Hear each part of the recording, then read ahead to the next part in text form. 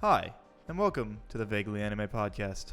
I am one of the hosts this evening, Michael, followed by my guest and other host of NPR Hour Power Hour, NPR Hour Power Hour. Anthony. Hi, I am the first guest of the NPR Power Hour. Our Power Hour. It's our Power Hour. Yeah, it's today. our Power Hour. It's our Power Hour. We're Anyway, the only that's two the end of guests. that bit. We're the only two hosts today. Yeah, we have, again, I was telling Anthony this, I can't believe, our contracts allowed the two of us to be in the same room alone. I had to talk to my lawyer before I came on because Mike was like, "Hey, it looks like it's gonna be us today," and I was just like, "Oof, gotta clear it with Fernanda." Yeah, my lawyer, Fernando. As the two people that hate each other the most. Yeah, the two people that know. literally cannot stand being in a room with each other for more than an hour. Yeah, we have to take separate cars home. I Take live separate here. cars, I yeah. still have to take Yeah, a he has separate to car. I have to take a separate car to get to my house. It's a whole thing. Yeah, it's a whole mess. And I'd say that we've shown some progress. We have, I would say that we've shown a lot of progress because we did pretty much live together for 2 weeks. We sure did. Yeah. There was a third person though. There was a third person. So it helped mediate the the violentness of our usual. The violence. We weren't throwing pans and glasses around like we usually do.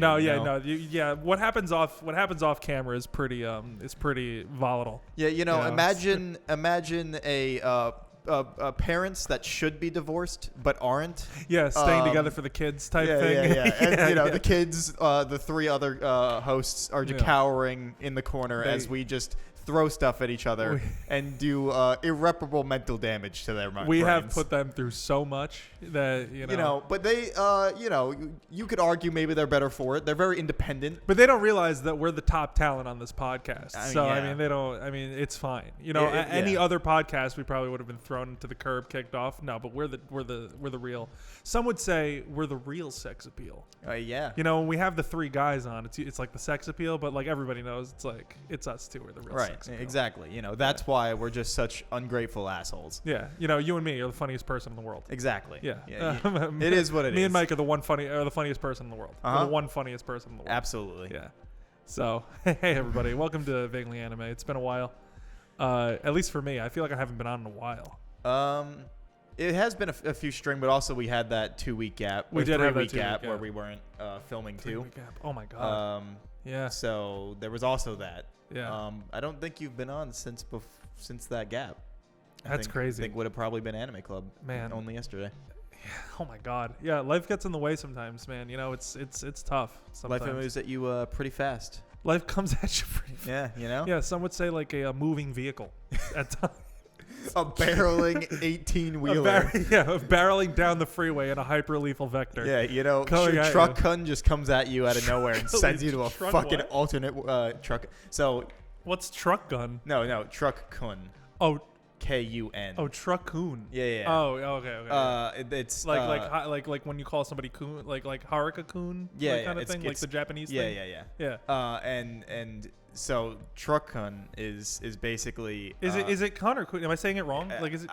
Because I've heard it said can, like. Yeah, it probably can be both. Okay, because I've heard it said like. It Kun. also might be the English being Kun. Oh, I see. Who knows? Okay. Whatever. I usually say like Kun, but it also doesn't come up much. Yeah, I'm not trying to bastardize a language here, so I'm trying my best. Look, we're white.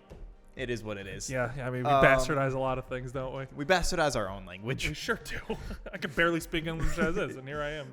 So Truck Kun is in isekais when you get sent to another world. Yeah. Usually, a lot of times, somebody will randomly get hit by a truck, and then they die and get sent to the other world. Did that happen in Flip Flappers? No, because they were actively going into the world, right? Because they go into like that thing, right? Yeah. It's not really an isekai, because you get back. Like, I mean, no, because Sword Art you kind of get back. Is it kind of like Erased? Because like he gets hit by a truck and then he wakes up as a kid. It's not an isekai, but it is another case of trucks just hitting people. I was like, trucks. The point is that in anime, trucks hit a lot of people. Okay. Yeah. And so it's just, they've just given it a name, which is just Truck. So anytime someone just gets fucking destroyed by a vehicle, You're just like, there's Truck Hunt again. I love how it's like such a common trope that they have to give it a name. Yeah. Like they have to like personify it Absolutely. somehow. That is so funny. It is absolutely a thing that happens so often. If you've never seen Zombieland Saga, you don't. I've only Zombieland, like the Jesse Eisenberg, Woody Harrelson. No, it's an idol show. It's an anime, but it's about like zombies being an idol group. Oh, that's kind of fun. And the start of, you know what? Hold on. Yeah, I'm gonna pull up this video, and then we're gonna come back after Anthony watches it. Oh, she's adorable.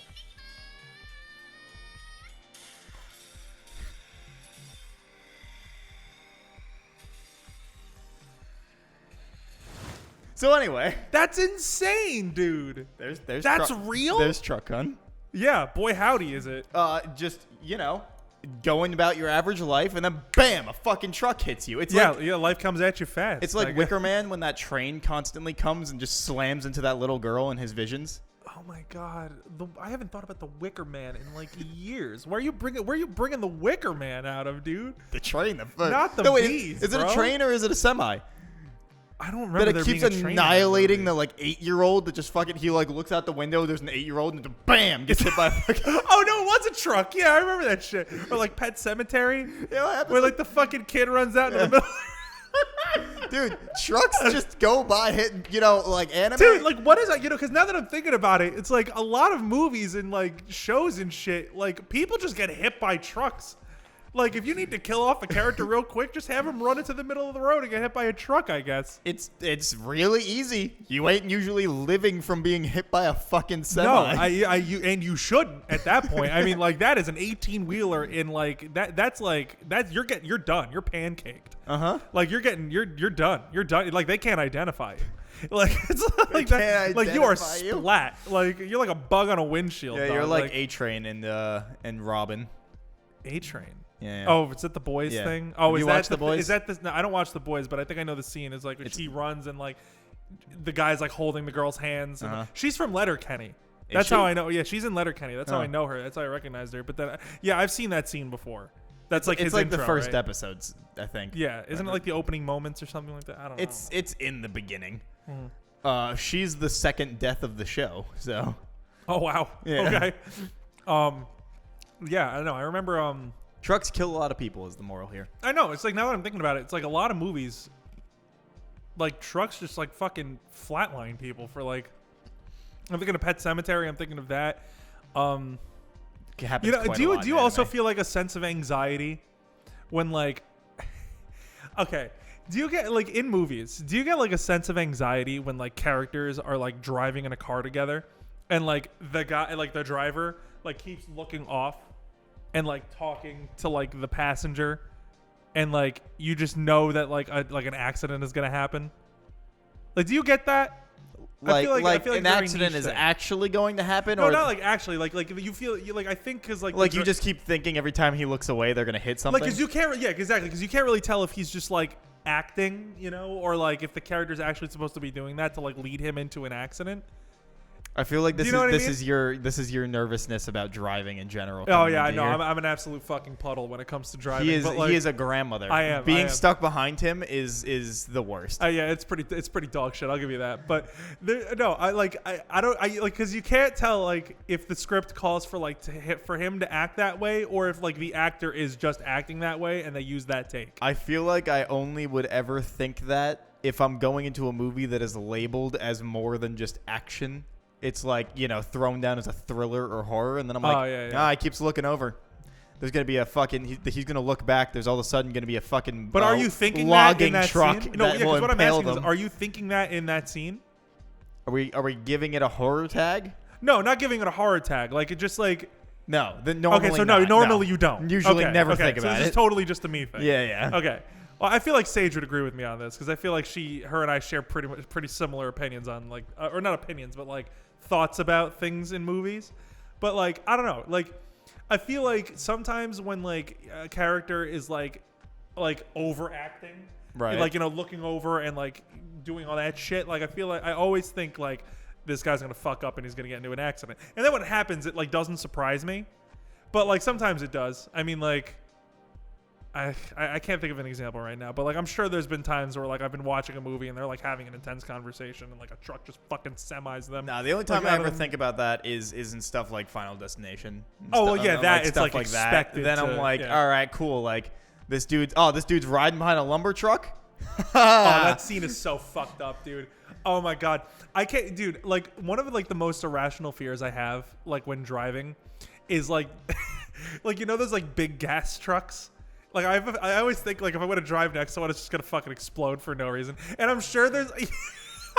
And I'm sure there's like, look, you're a very anxious person, aren't you? I am incredibly anxious, but I am sure that there are like multiple safety precautions that prevent like the truck from doing that randomly. Yeah. No, I mean just like like you probably should have those. I mean, if you don't, hello. But like I'm sure there's like a bunch of safety precautions to like prevent that from happening because you know the fucking collateral damage it would cause if it happened. But like I still, for some reason, I'm just like, what if the guy forgot to lock the nozzle or like. Or what if he overfilled it and it's gonna like what if it's 98 degrees out? I don't think that, but like okay, so those are like the intrusive thoughts that just come into my brain sometimes. And I'm like, how many people could die if this just exploded right now? But literally, like, but not like usually me being like, oh, this shit can go off and kill me right now. It's more like, I wonder if this exploded, how many people would die? That's way more morbid. No, like okay, all right. So here, if we're going into a slightly morbid, I have more so around that route, which is so the church I used to go to, okay, right, yeah, has this had this like. It wasn't like lights that were just like solid, like hanging just from like a line, you know, like the ceiling lights. It wasn't like a chandelier or anything. Sure. It was like this big like gray, like looked like concrete, like rectangle basically. It wasn't made of rectangle. No. It's not a truss. Like it looked like it was separated from the ceiling itself. Like it was hanging on stuff. It wasn't concrete, but like. So it wasn't metal though. Was it metal? I don't. It was like 20 feet up. I don't really know. Yeah. But anyway, like it always looked like it wasn't a part of everything, right? Like you could see the sides and you could see that it went up. And so there's 3 of those. One in the middle, which was the biggest, and then 2 on the sides. And every time I was in that church as like a teenager, I guess, when I started giving a shit about thinking, and like.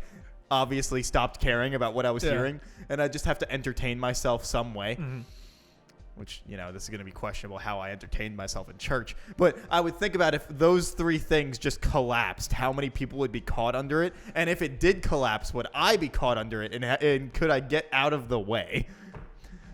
Yeah, I've had those thoughts at like concerts and shit when like seeing the lights on the truss or like the big speakers, like if they fell, like would I be okay? No, you want to hear? Okay, if we're talking about intrusive thoughts during church, because I have a specific one. Okay, so also back when I gave a shit about going to church, right?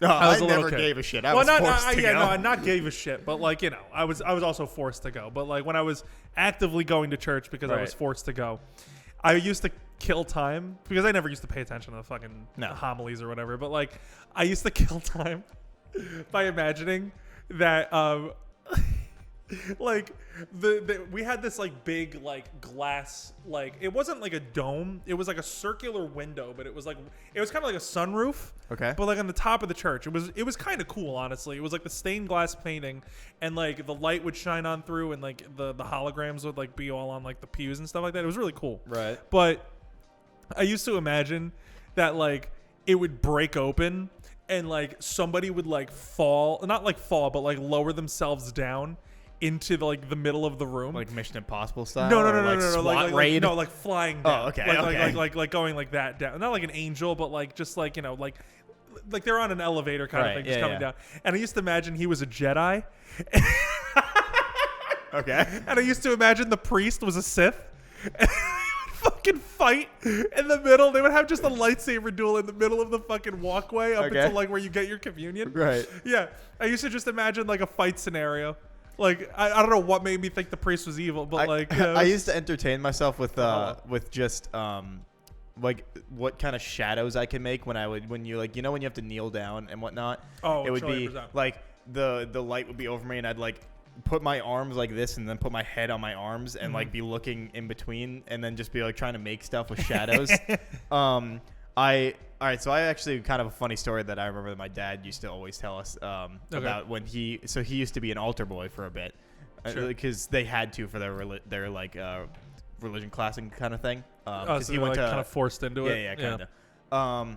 And so my dad always had really long hair, and so did his friends, and they were like pallbearers for a funeral, so they had to be standing there. One had to have a candle, another had to have like the cross, and another had to have a candle kind of thing. I was about to say, were they on the casket? Because I feel like that's reserved for like friends and family. No. So they were the priest was given the rites, and they were in the fucking white gown and shit, and they had to be standing next. So they were like leading the stuff. Yeah. So his friend was like trying to say something to my dad. My dad was the one holding the like candle, and so he was like trying to hear what he said. So the friend leans over, he leans over, and then his hair catches fire in the candle. And so he goes to put it out and lets go of the cross, and the cross falls and slams into the casket, denting it and breaking the cross. And so my dad and his friends were like, oh, it's like put out the put out the fire and just like scramble and just he's holding the cross like on top of the thing, trying to act like nothing happened. Jesus Christ, it's like a fucking rude. It's like a Benny Hill sketch. Like there's everything that could have gone wrong at that moment. So I was like, so needless to say, they didn't ask us to come back because I didn't have to do it anymore. There you go. I was like, all right, well, good to know. I remember as a kid when he was telling me You ever want to not be an altar boy anymore? Ruin a funeral. That was the lesson I took away from it. Yeah. As a kid, I was like, oh, man, I have to go to like CCD. Yeah. Like, if I have to be an altar boy, I got to get light my hair on fire. Yeah, I got to ruin this. Yeah, 100%. So, oh my god, yeah, absolutely. I fucking like my dad has so many fucking stories that I probably shouldn't tell on the podcast, but that one's fine. I think. Yeah, you know that one's funny. When he was like a teenager. Yeah, that's funny. Yeah, I mean I wasn't like a piece of shit like in church, but like I did used to like actively not pay attention because I was just like. My ADD rattled brain as like a 6-year-old. I was like, nah, I can't fucking do this. I used to like, you know, when you like close your eyes and then like hold your hands to your eyes or whatever, you see like the weird like lights and shapes and stuff. So I discovered that at a very early age, and it was like a drug to me for a minute. So I was like, so I used to go into church and like. Whenever we used to do the kneel thing, I just need my fix. I need my fix. Yeah. So I used to go into church and then we used to do the kneeling thing, and then I used to like go like this. I used to go like that, but like, so it looked like this. Like I used to like put my hands, like so. I and then press them. I started off like this, and then I would like gradually like do that so nobody would notice. And like it used to. Apparently, this is a story my dad told me. Apparently, when I used to do that, like they didn't notice at first, but then they finally noticed when I kept saying, "Wow." What are you, Owen Wilson? Yeah, I was like Owen Wilson. I was like, "Oh wow." It was like. You just couldn't think that in your head? No. Because I don't know. Apparently I saw something so extravagant in my little shapes in my head where I was like, oh, wow. Ooh. And my dad was like, apparently like, what the fuck are you doing? And I was like, oh. The funny colors are like up in the sky. Absolutely. I used to also do like on the back of the pews, like finger fights. Be like fucking fights. Like you know you just like where you're like yeah yeah I used to do that shit too, yeah, absolutely I used to go like this. I used to have like my guy be like that, and his arms would be like my pinky and index finger, right? And I'd have them like fight like that, 100%. Yeah, just like envision scenarios of just like these ninjas fighting. Absolutely. Anything I could do to not be paying attention. Oh, 1,000,000%. And anytime my parents would just be like, hey, and I'd be like, I'd like look up at the guy and absolutely just be like dead stare, like I absolutely just remembered something that has to do with anime. Okay, cool. Anime in church. Okay, so here we go. We're bringing it back to vaguely anime. So, okay. So, did your priest ever like call all the kids up to like sit on like the stairs? If he did, I don't remember it. Okay, because we used to have this priest there before we got like the cool priest. His name was Father Stan. Okay, and he got like too old, so I guess he retired. And then they brought in like a younger guy who like rode motorcycles and was like, in all honesty, he was a pretty cool guy. But like, Father Stan used to like be like, oh, let's get the kids involved, and like he used to like call all the kids up, and like kids being like 13 and under. He used to call all the kids up, and we used to sit on like the stairs that led up to the altar. I'd be that kid that's like right when I turn 14. He's like, all right, all the kids, just yeah, don't right? have to do it anymore. But like, here's the thing: he would completely alienate the rest of the church. So he would call all the kids up, and then he'd be like, "Great," and then turn around and talk to the kids for like half an hour, Incredible. while everybody else was like in the back, just like. Did your priest sing-speak? Sometimes. So Father Stan did, not Father Peter. Ours did nonstop. I don't think that man Father Stan said regular words ever. I think his entire seated at the right hand of the Father. I think that's literally just how he spoke.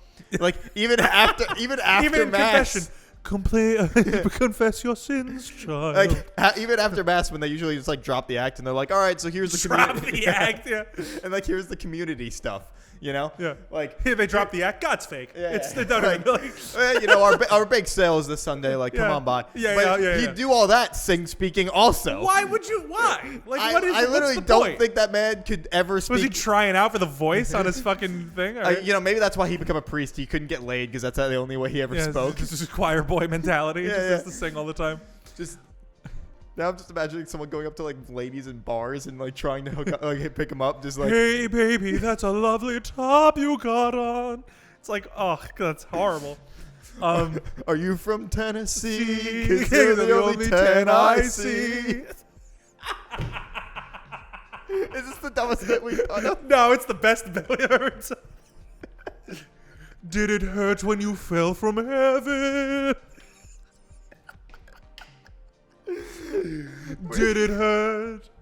Did what hurt? When you fell from heaven. I think we've created a new bit. This is the stupidest bit. That's so fucking funny. Oh my god. It's these shitty pickup lines. Like, oh, what if he gets like real gross with it? He says, like most priests do. My cock is dead. Can I bury it in your head? Can't this only be funny to us? And everyone else is just sitting here watching this or listening to this and being like, so like, what the fuck are you people talking about, dude? I swear to God, he must have done that. He never spoke regular English. Like, he only spoke. Oh my God. We had so going back to the anime thing. So Father Stan was like, you know, he used to like bring the kids up and then he used to tell them like a story that would like relate to like a moral. What's your waifu for life? Who is the best girl? So he calls all the kids up and then he would like tell a story about like a moral that you should follow or something like that. So he'd be like, yeah, so this guy went to the grocery store and he got like the last filet mignon. And then he saw this woman with her child and she was like, oh, somebody took the last filet mignon. I don't know what we're going to do for dinner tonight. And then the guy went up to the woman and then he gave her the filet mignon and that shows you that, you know, giving is good. He used to be like that, right? Right. So he's telling us a story one day and he's like, yeah, so this guy was like a hoarder. He had a lot of these material possessions. Can anybody name a material possession for me? And then he was tentacle porn. Like literally anything. Like he's like name a material possession for me. So like anything was on the table at that point, right? So like people are all like, a lamp. The emphasis you put on that. So people are like, he's like. So we were like, oh, a lamp. No, you need the puh. Yeah, a lamp. People are just going to learn that we're the fucking biggest losers in this episode. 1,000,000,000,000%. So, yeah, so people are like, oh, a lamp, a table, you know, whatever. And then he gets to me. He's like, Anthony, do you have anything to say? And I'm like,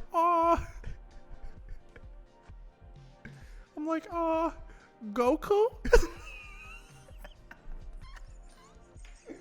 And he's like, what's Goku? And I'm like, from Dragon Ball Z. And you just see my dad and mom just being like, fucking, oh my God. And he's like, Goku, who I own. Yeah, a material possession, Goku.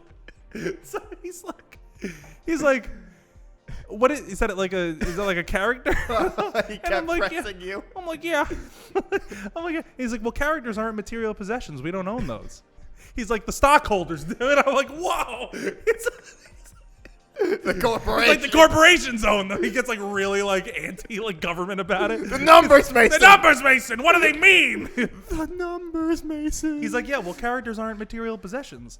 Brittany. And I was like, oh, okay. Well, my parents are like this fucking idiot we're raising. Oh my god. It's like we let him watch too much Toonami, dude. And I think on that same day was the day that I asked if Jesus was a zombie. Love that. Love that for you. 100%. I remember, it's like, what is Jesus to us? And I'm like, what is he to us? A zombie. Yeah, no, because we were talking. It was like near Easter or whatever. So like everybody was talking about Jesus and how he rose again and stuff. So I was like, I was kind of quiet in CCD because I didn't really have much to contribute. But like there, I would just get hit with a ruler every time I talked. So I'm just sitting there like twiddling my thumbs. I'm like, okay.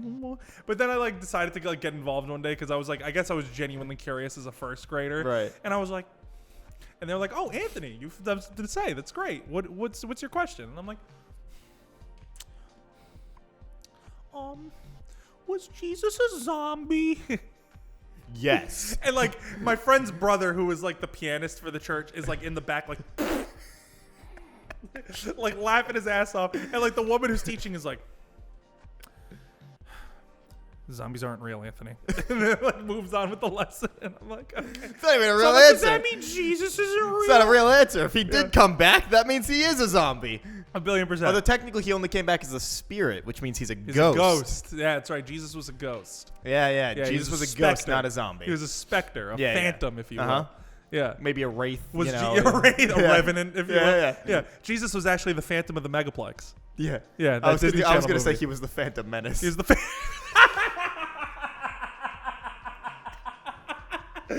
He's the one they've been fighting all along. He's the Phantom Menace. And that's why there were two Jesuses. And it was the Attack of the Clones, right? It was two Jesuses. He is the Phantom Menace. We've solved it. Oh my God, Jesus was the Phantom Menace. He's the Phantom of the Opera. Yeah. Too. Yeah. What other Phantom movies are there? Is Jesus the Phantom He's Thread? the Phantom. Yeah, you got it. Yeah. Was Jesus the Phantom Thread that was holding us all together? Yeah. Is that what religion's all about? Clothes? No. It's about lying. It's about lying for money.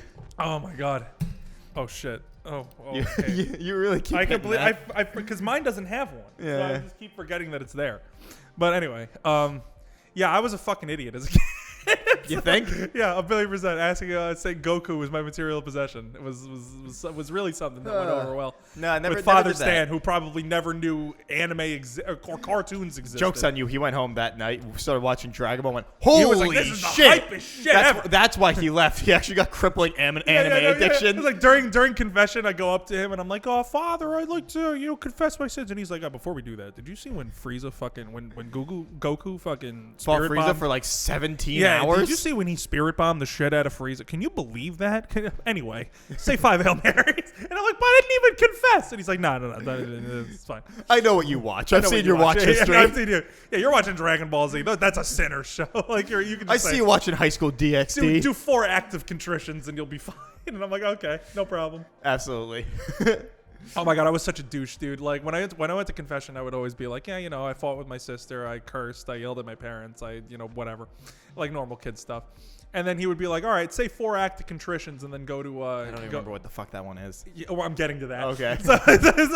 So he's like, yeah, just say 4 active contritions and a Hail Mary and you'll be fine. And I'm like, okay. And then one day he was like, so I'd be like, okay, and then I wouldn't do it because I forgot the act of contrition. I would just do like 4 Hail Marys and that was it, right? Right.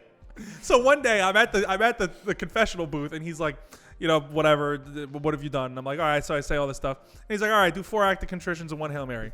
And I'm like, okay. And he's like, do one right now. He's like, do an act of contrition right now, do it. And I'm like, not the combination confession act of contrition. I'm like, Father, I'd like to confess one more thing. So he's like, no, do one right now. And I was like, oh, okay. And then I was like, bless the fruit of Jesus. I was saying random shit. I was just trying to make it up as I go along, and he's like, Anthony, you ever see Billy Madison? Remember at the end of the movie where he's like, that was the stupidest. He pretty much did that. We're all worse off for hearing that. In fact, we might all be dumber. I award you no points. I couldn't see the priest, but you could see he was like head in hands, like he was just like, this fucking moron. Dude, what would Matt Murdock think? All right. What would Matt Murdock think of me? I don't know. He's blind. Which means he could hear you twice as well without failing. So the priest couldn't hear under my breath, and he was like, do another one. He couldn't hear it. Oh, fuck. So, but Matt Murdock, if he was in that confessional booth, he would have just been like, please don't curse. Booth. Just being like, all right, say one right now, and just be like, I have one more thing to confess. I've been lying the whole time. Like, I've seen horror movies at like 3 a.m. with the lights off, but nothing has made me shudder more than when he said, say one right now. Do it right now. Dude, give me an act of contrition right now. I feel like every time it was a Hail Mary and the Our Father. Is that what that one's called? Yeah. So usually I don't know what the fuck act of contrition is at all. Usually when I first started confession, it was Hail Marys and Our Fathers. But then some guy along the way was like, "Hey guys, we got a new prayer." And I was like, you can just do that? Like, you can just make a new prayer? It's literally a prayer for absolving your sin. Yeah. Wild. Don't remember this at all. I know. And then apparently it became like the hottest thing since sliced fucking bread in the Catholic Church. The hottest thing since the body of Christ in church. I think I went to confession like twice. Yeah. And then every other time our school like required it, I was like, no. Did you go to Catholic school? I went to CCD. Oh, okay. I was because you said school, and I was like, oh, did you go to Catholic school? No. So like, but every time we'd have to go during the class, I would just go to the bathroom. Come back when I saw that, like the two people. Like, no, I went already. Yeah, believe me, that toilet heard some confessionals. Absolutely. So I had I don't even remember who the fuck it was, but usually I've had the same method of classroom etiquette since I can remember, which is I found one person that talked to me or I could talk to about something because they had something I could relate to, and then they were my friend for the entire year until the end, and then we never hung out outside of school, each other again, only inside school, and then the next year it'd be someone new because I probably wasn't in their same class. Okay. So I'd have that for CCD. And the one kid that I talked to, who I literally can't even picture anymore, he's like a silhouette in my brain. And I'm like, I know I had you. I've talked to you before. But you're a question mark at this point in my memory. Yeah. I have a story to tell you about school after this. Okay. But yeah, go ahead. So he gave a shit, but he didn't give a shit that I didn't give a shit. So we would walk at because our teacher would be at the front of the line. Yeah. We'd be in the back of the line. And as we would go, there'd be a turn, and it was like a Z. Yeah. And during that one bend, the bathrooms were on that side. So he'd walk a bit ahead and be like, and I'd just run in. and then oh, what a hero, dude. And then we would mix into the middle, so that way the teacher never did it, because she never did a head count. She would just be like, all right, go in, file in, then go into the thing. And then while they're coming back, because once you were done with the confession, you could just head back to the class without the teacher being there. You just walk back. Oh, and so he'd walk back, and he'd be he'd jump in line at the front so that he could then go in. And then he would come back, be the first one out, walk to the bathroom, and be like, "You're good." And I'd be like, "All right, cool." Walk out, and we just go chill in the classroom. That's awesome. That's so kick-ass. Yeah, because I was like, I don't care about this anymore, and I don't think I believe this man can actually fix my problems. So, no, going back to people that you knew in elementary school but don't really talk to, or I'm assuming this was elementary school time. Yeah, elementary school, middle school. I mean, for me, I had a group of friends in elementary school, and then middle school. All of them got popular, and I didn't care enough to do that because I was a very what's the word? I didn't give a shit. Aloof? Were you aloof? Yeah, because I already didn't really like a lot of people in my school, and so by the time middle school hit, and then the friend group that I hung out with started doing other things that then made them popular, because my school was very cliquey. Sure. I was I don't care to do any of these things you're doing. So I would just I just became a drifter. And so I would literally just make a friend in each classroom and then never talk to them outside of class. Don't hang out with them outside of school. And then next year I'd have different people, and so like that was literally how I went through school for basically middle school to high school, and then even college for the most part. Like I would just have like 3 friends from different classes that I would hang out with in school, but never outside. So you never hung out with people outside of school? Usually not, no. Really? Yeah, I didn't really hang out with anyone. Oh, that was like a big thing. Nah, never really did it. And then college came, and then the last semester of college was when I talked to Eamon, and then he was like, well, this is before you went to Baylor, though. Yeah. Okay. Like, and then he was like right before, literally like I think like a week or 2 before I was leaving for Baylor. He was like, we're gonna have like a party at Kirsten's house. You want to like come? And I was like, and in my brain I was like, fuck, I don't hang out with people outside. Like, I'm not gonna talk to people. Yeah, I was like, I don't know any of those people at this party. Why would I do that? Normally I would say no. That was like my go-to. I was like, no, that's not my scene, because I really also don't like parties. Yeah. So it's like a catch-22. The few times anyone did ask me to hang out, it was usually for a party, and I was like, I don't want to do that. So then this time I was like, fuck it, you're leaving in 2 weeks. When are you ever going to see him again? Whatever. Little did you know. Yeah. And then I went. I literally think I was there for maybe 30 minutes. Maybe. And I was like, all right, I got to go.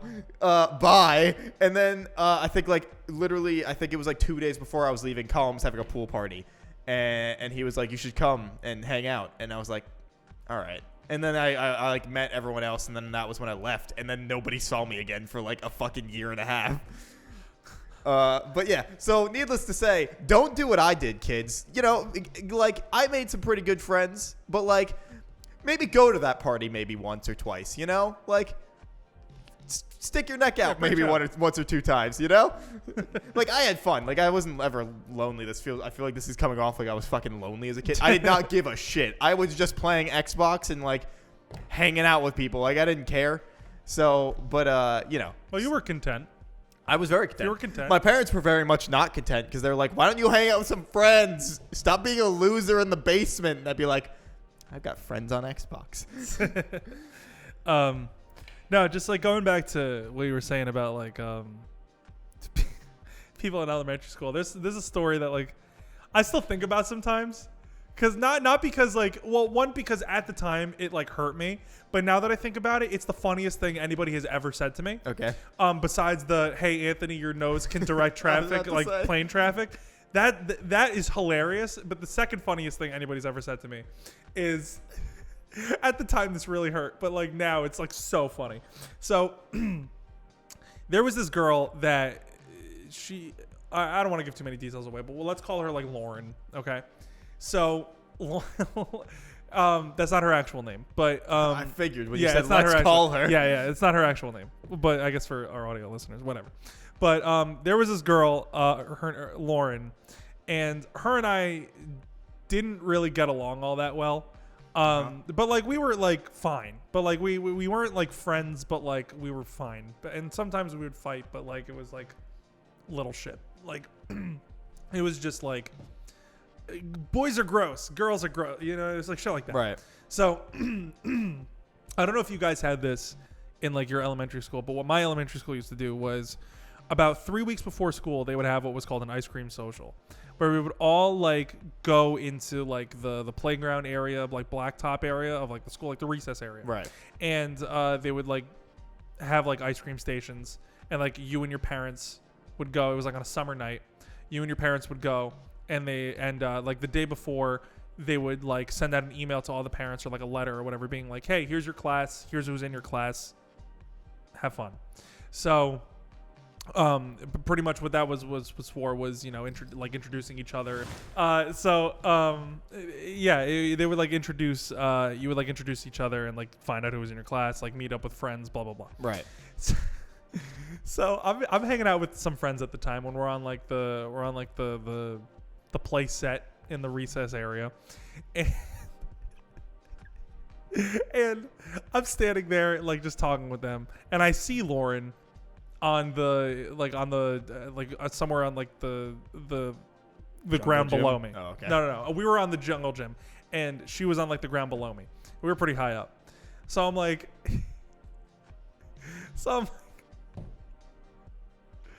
I don't know. So I'm like, hey, Lauren, what class did you get? And she's like, oh, Miss Kaplan. And I'm like, oh, I got her too. And she says, huh, gross. And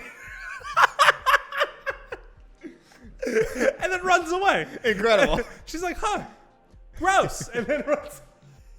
And it was like, and like, I still remember the delivery to this day because like John Mulaney wishes he could like deliver this like joke that well. Like, it was just so like perfect. The timing of her running away was so perfect that like it was so good. And she's like, yeah. So I'm just like, oh, okay. It's like, incredible. And then for the rest of that year, I was just like, oh, okay. Well, I'm never speaking to her again. So do you have like any of those like very, very specific memories from elementary school, like, but about like really small things, like? Okay, yes to that question, but what? Okay, so yes to that question, but there's something that's really weird that I remember more from elementary school, and that's 2 incredibly vivid dreams that I had. Okay. I don't know why that is, but like I had 2 like incredibly vivid dreams, like woke up in a cold sweat, right? Like kind of dreams that I remember from middle school, I think, or from elementary school more than I do like actual memories from elementary school. I do have one vivid dream. I think I've talked about it on the podcast. Which one is it? The one where I fell asleep watching the animated Grinch and I don't think you've told me this. Okay, all right. So let's share our dreams. Okay, yeah. Tell me your dream. Well, real quick before we do that, I want to say because I have like a few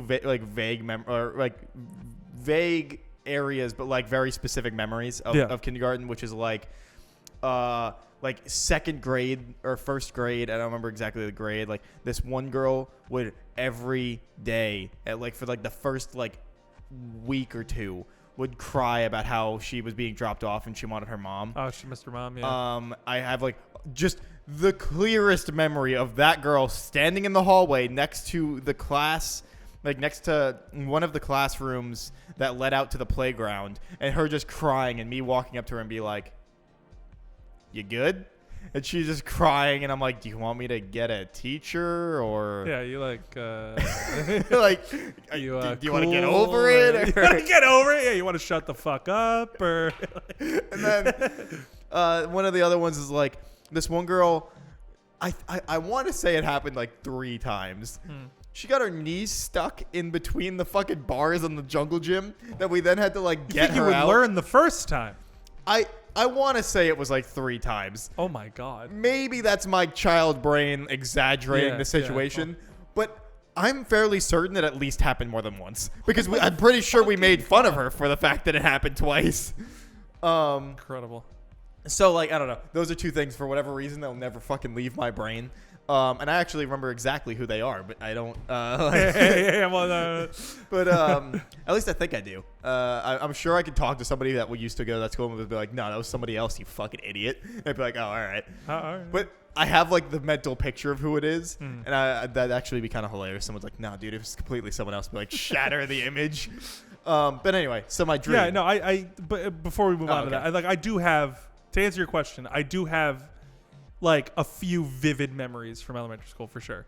Yeah. I have a couple gym-related ones of times I fucking rocked it at dodgeball and shit. I don't have many gym-related ones. I just have like weird, like shit that just happened. But anyway, what were your dreams? I have some of those like core memory moments where like because I was like the fastest kid in the school. Oh yeah, you were the fastest land animal ever recorded at that time. Yeah. So like I like stuff like that, or beating the record of the cargo net and like things like that.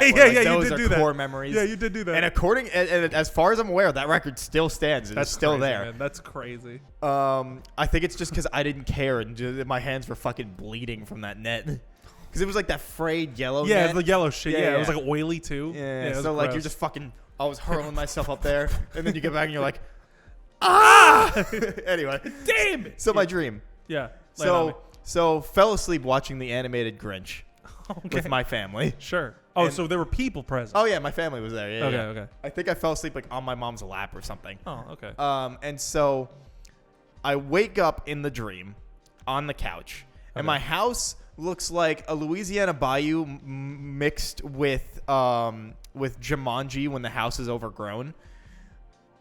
You know what I'm talking about? Interesting. And so that's kind of a raw as fuck aesthetic, if I'm being real. It was very creepy as a child. I would imagine so. So waking up on the couch and then just the whole room is like the same but overgrown and like swamplandish and like you slept through the apocalypse. Like okay, yeah. So the rebirth of the world. Like oh my god. Okay. So I get off the couch and I walk like up the 2 steps that like because our like living room the den was like sunken in from the rest of the house, so it was 2 steps up, and the kitchen was also like overgrown, but it was like unlike the den that was like overgrown but pristine. Okay. The kitchen was overgrown but destroyed. Okay. And so I remember then like walking through the house, and I got to like the room that was adjacent to, so like basically imagine my house was a square.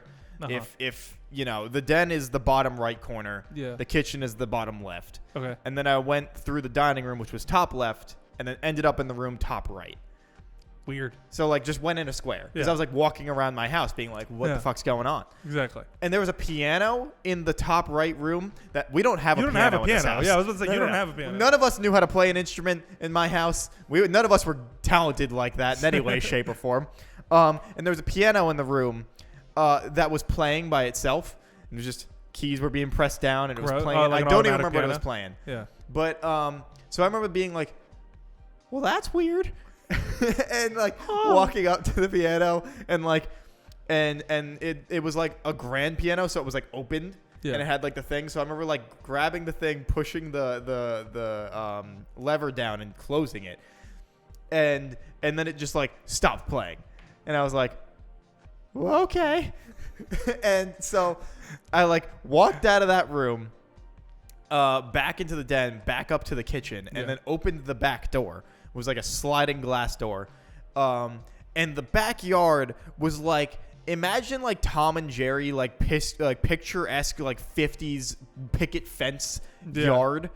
That is absolutely not my yard. This is it was wild. Like, that is not your yard also. Like the yard looked like, in perspective wise, like the size of maybe this table, which you guys don't, even in the video, people don't get a very good idea of it. But like, it wasn't big. Like it looked really small, like oddly really small. Yeah.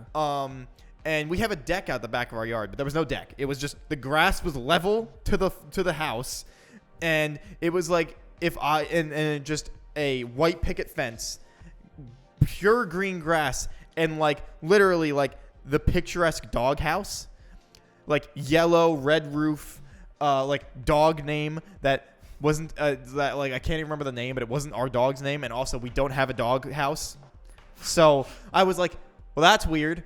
So I walked over to the doghouse because I was like, the fuck's this doing? And I look into the doghouse, and then a witch flies out of the doghouse and starts circling in the sky.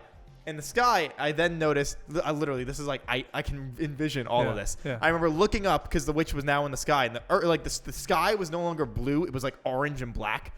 And so I freak out and I run into the house, and the witch is chasing me, and I'm running through the house, and I get back to, like, I do a full circle, and I get back to where the den is, and there used to be a space between the couch and the wall that we'd like put blankets and stuff behind, and I used to like go there when I was scared as a kid.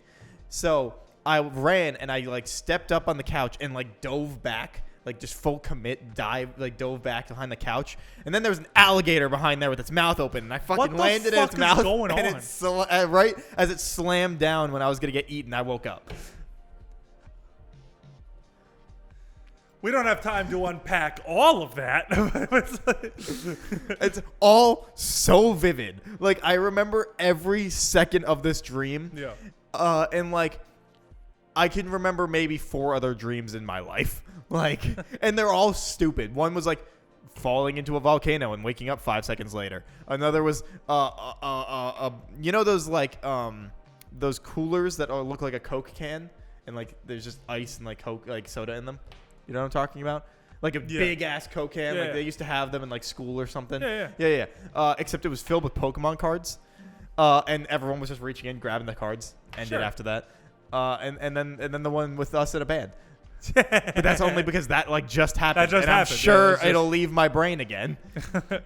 I've had I remember specifically from that era, I think the second dream might have been like middle school, like 7th or 8th grade, because I feel like I wouldn't have been dreaming about what I was dreaming about in elementary school. But the first dream is really weird. Okay, so it was like me and like a bunch of other like of my friends and like people that were just in my elementary school were living in this like remote like area filled with like log cabins, and like there was like a town square. Okay. With like a town square of log cabins? No, it was like a bunch of log cabins, and like there was like a town square. Okay. And like so I remember this specifically where we were like kind of like playing in the woods, and then one of my friends told me in the dream about like this disease that was going around that turned people into white wolves that walk on their hind legs and are hairless. So they're like werewolves. They're like werewolves, but like hairless and like pale and like white. So a human with albinism. No, but they're werewolves. Like they had the big mouths and the ears and everything. I'm just imagining now you get bit and you just turn into albino. Yeah, I know. Right? Yeah, that's your curse. You don't turn into a werewolf, you just turn albino. Every full moon. Every full moon. You just become really susceptible to sun. Yeah, really. At that point, yeah. But yeah, it's like these people were like, you were like this disease like happens to you, and then like you turn into like this wolf and whatnot. So then like. After that, it like cut. This is the only way I can describe it. Is like we cut to like me sitting outside on the porch with my best friend at the time and the girl that I had a really big crush on at the time. The three of us were like sitting on this front porch, and like you're Susie Crabgrass, if you will. Yeah, no, literally. And I remember my best friend turning and kissing her, and then I was like just sitting there like not really noticing it. And then I like turned over, and they were both just sitting there like facing, like staring off into the distance, like facing forward. And I'm sitting there like, well, this is weird. Why would they be doing that? So then my crush is just like, all right, I'm going to go to bed. Bye. Good night. And I'm like, okay. So then she leaves, and then I'm sitting there, and I was talking with my friend about something. I don't remember what. It kind of, from what I remember, it sounding like it was like the Charlie Brown adult sounds, like the mwah, mwah, you know what I mean? Okay. Yeah. So I like look away, and then I look back, and then he starts transforming into like this white wolf thing. And I'm like, that's fucked up. So then I start running away, and he starts chasing me. And I remember like chasing me through the woods. And then as I'm like leaving like the town, like the outskirts of like the log cabins, I see more people start changing into these werewolves. And I start running and running and running and running until I eventually like hide behind a tree. And then I like look around the tree, and I notice that nobody's there. And then I look back in front of me, and there's like a jump scare where like the wolf is like in front of my face, but it's like my POV, and I wake up. So I don't know what any of that shit means, but the one that I remember way more vividly is this one's like heartbreaking. Like I remember the only ones I remember vividly, like real vividly, are like fucking scary. Yeah, I know. This one's more like. This one's like romantic, but like in a tragic way. So much like our love lives. Let's fucking go. That was the weakest high five. Hold on. Terrible. Yeah, up. There we go. That was better. Still not great, but better. Yeah. So I remember this one like specifically. Like I was in like a rural area. It was like Montana or like a place with like Great Plains, and like we had just moved there to like this farm. Yeah, I know. No, my brain just went to, hey, baby, you got some nice planes. Oh, you got some great planes. You got some great planes, bro. Hey, baby, you've got some great planes. Yeah. So, we moved to this farm, and it's so stupid. So we moved to this farm, and on this farm is like a dirt road that leads to like a road, like a main street with like stone. Like a stone wall and like a tree. Like imagine like Shawshank Redemption, like at the end when he finds like the lunchbox that has all the shit in it. I mean, it's like that stone wall and tree. So like it's like following this like main road all the way down. And so for some reason, my mom, my dad, and my sister, we all moved to this farm, and we're there. And when we're there, I remember like in the dream, it was like during the day, we were all unpacking and I see this girl that's like in the tree. She's like redheaded and like gorgeous. I mean, I guess whatever. No, you know what? I'm not going to say gorgeous. I mean, I remember like in at your the brain time, as a child. in my brain as a child, she was gorgeous. I'm not, you know what I mean? So you were attracted to her nostalgically. Yeah, sure. That's how me and my friends used to say. Well, the funny thing is, like, this was a recurring dream. Oh. And as I was getting older, so was she. Which I thank God. Like, you know what I mean? Like, so like, so as I was, so like, this is like a recurring dream that I think the last time I had this dream, I had to be like 22, like 21. Yeah, I know. For like years. Decades. Like I've been having this dream, but like the thing is, like, it wasn't like I've only ever had it like 6 or 7 times. So like I know it's weird. I don't think I've ever had a recurring dream. Yeah, so like I don't know what this could mean. I don't like know anything, but like whatever. So I see her in the tree. So we're talking about this from like my 6th grade perspective, right? So I see this girl in this tree and she's like gorgeous. And I remember seeing her and just like staring at her, and then she like disappears into like the branches. And I'm like, that was weird. So then what follows is like this fucking odyssey of like me seeing this girl from like my window and like going to school and like thinking about her, and then like coming home and seeing her like looking at me from the window. So then I remember like one day, it had to be like a weekend at like golden hour or whatever. I go up to like see her in the tree, and I climb up the tree and she's there, and she's just hanging out. She's in like overalls and like a flannel and like has no shoes on, and she has like freckles and like this scarlet hair, like vibrantly scarlet hair.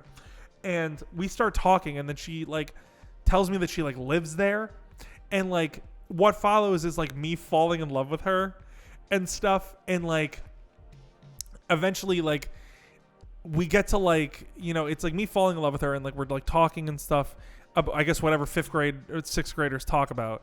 And eventually like it comes to the night where like I'm gonna kiss her, and like I end up like, this is like weird to explain, but like what happens is, as I'm about to kiss her, it like smash cuts to me moving away and like in the back of my parents' car, like looking out the rear view window and seeing her in the tree, and like I'm driving away, and like all of our luggage is in like the car. Right. And like she is like looking at me like, I don't even like just with like this blank, like emotionless face. And I'm like also blank and emotionless, like staring at her as like the tree like recedes into the background. And then I wake up. Okay. Like I'm sure I could talk about this with my therapist or something, and she'd be like, yeah, it's because unrequited love or whatever. But like, first of all, how was I dreaming in that like narrative capability as like a 10-year-old? Right. Like that's like a fucking like Rob Reiner movie. That's like a movie, right? And like, so I don't know how I was dreaming that like narratively complex. That seems like one of those awful like Jordan Sparks movies you'd watch. Nicholas Sparks, well, yeah, not sure. Jordan Whatever. Sparks. Yeah, no, absolutely, it's exactly what that was. But like with 6th graders. Yeah. So, like, well, she aged up as you went. Yeah, so last time I saw her, she was 21. Yeah, it'd so be a I mean, timeline movie. There we go. Yeah. So, oh man, what if I have like a sequel to that dream where like we reunite, or like what if I go to Montana and like find her, living in the tree? She actually is there the whole time. Oh my god, could you imagine? Every time you have and that dream, she knows who I am. It's like your name. Where like at the end they're like, do I know you? Like I see her like in the tree and she's like, do I know you? And I'm like, it cuts to black. Like, you know what I mean? Like, but yeah, I don't even know how to like process that dream. Like it's such a vivid dream that I have. I do have one other one. Okay, go on. Yeah, well let's end on this one. I guess. I was still in a crib. I remember this vividly, but I remember still being in a crib because how old were you when you were having this dream? No idea. Okay. I'm very bad with like ages at that point. Okay. I just know that the dream involved me being in a crib, and I'm pretty sure I was still in it. Okay. Which was, I was sleeping in the crib, and I remember opening my eyes, and above me on the wall was floating this like ethereal like woman, like gigantic. Like from the perspective, it looked like she was like 20 feet tall. And she's floating on the wall, this dress like flowing and whatnot, like blue and black and just like dripping in blood. And she has both her arms out and like fingernails that looked like they were fucking like kitchen knives. And she's just looking down at me, floating with like a smile on her face, just like you know all those pictures of like Mary when she's holding the kid, she's like smiling, and it's like the most happy a person could ever be. Yeah, like that face, but on her, looking down at me as she's just floating there, covered in blood, like with fucking knives for hands. And I remember like freaking out, like and like hurling myself out of the crib and slamming on the my bedroom door to like because I couldn't reach the fucking like doorknob, I guess, or something, to like get my parents to help. And the weird thing about that dream is that like I know that my parents then came into the room and I was actually out of the bed, like awake at that point. Like, so like at some point the dream and like the life kind of crossed over in terms of like in the dream I got myself out of the bed and I also got out of the bed and was slamming on the door, but every time I would look back she was still there, but like her face moved to keep looking at me. And then I remember my parents coming in the room and then she was gone and like I was already awake, like looking at them being like I'm fucking scared. So like I don't know what point I guess was waking up and the dream ending. So maybe you had sleep paralysis. No, because I moved. I got up and I was, oh yeah, you moved. Yeah, that makes sense. That's fucked up, dude. Is this like a recurring thing or just one you've had? Oh, okay. That only happened one time. The other dream only happened one time. I've never had a recurring dream, and I also don't really dream ever. Yeah. If I do, I don't remember them. Oh yeah, I mean that's yeah. So, but yeah, so that's fucked. Oh my god, that would fuck me up. I just had fucked up dreams. Yeah, that would fuck me up. Falling into a volcano and waking up, and then you know when you have a dream that you're falling, and then you kind of fall into your bed. Yeah. I had a bunk bed, and then when I had that dream about the volcano, I like fell into my bed and then fucking fell. And I fell onto the floor because I slept on the top bunk. Because my room was so small, so under it was like a desk and stuff. And I fucking like fell off. One time I was sleeping in a bunk bed and I woke up from a dream like really fast. So I woke up and then I slammed my face into the ceiling. I never did and then that. I fell back down. Yeah, it was great. It was really good. Anyway, thanks for listening to us unpack our trauma, episode. maybe. Yeah, really, literally though, like our dream journal episode. Yeah. Anyway, thanks for watching. Yeah. You have 3 more weeks to watch the first season of ReZero. So don't forget to do that. Thanks for watching. Don't forget to like, comment, subscribe, leave a review, follow, like. Don't forget to check out Anthony at Super Milkshake on YouTube, Kat at Kat the Moonstar on Twitch. Is she streaming anymore? Who the fuck knows? But we say it every time anyway. Because we promote our friends' stuff. Yes, we do. Whether or not they use it or not. You can also check me out on Twitch as well. Super Milkshake _. I stream sometimes. And I think I'm probably... I mean, this is going to be in December. So I'm not even going to announce it now. But I'm going to do probably a stream of the Callisto Protocol when it comes out. But anyway... Don't worry about that until later. Anyway, but I stream there, so thanks for watching. And we will see you guys next week with maybe more than 2 people. Who knows? Bye. See ya.